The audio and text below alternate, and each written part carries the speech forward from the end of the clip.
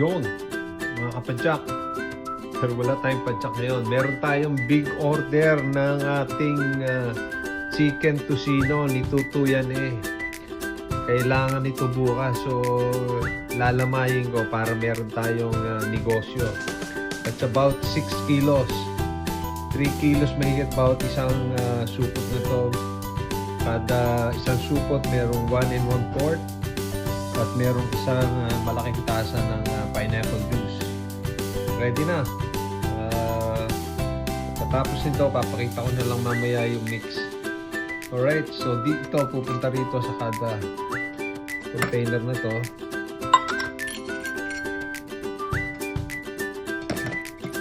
And then, itong pineapple juice. Dito dyan.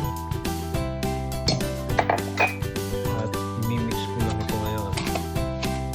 Diyan ko ilalagay yung debone na chicken. Okay, yung ganun lang kasimple ang ating chicken tocino na ala... Mami, ano yung pangalan? Ano yung pangalan ng chicken tocino ko?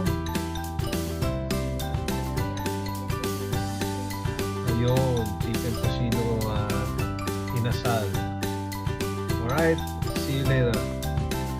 Yun, tapos meron tayong Himalayan salt na ilalagay 1/4 kada 3 kilos. Pagdidibone ko, alisin mo lang yung buto yan. Ito yung buto na to. Pag napagsama-sama ko yan, lalagyan ko ng sabaw yan. Tsaka ako isisigang. Tsaka may mainit na sabaw. Ito yung aking gagamitin na ano.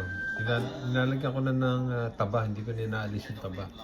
Para may konting pampahaba ng buhay. Oh, ito na yung chicken inasal tocino. 3 kilos bawat container ito eh. Na-debone ko na.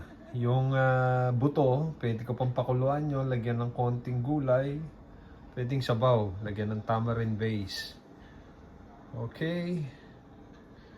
Ito overnight na ibabad lang ito. Pwede na bukas na iprito to or i-air fry.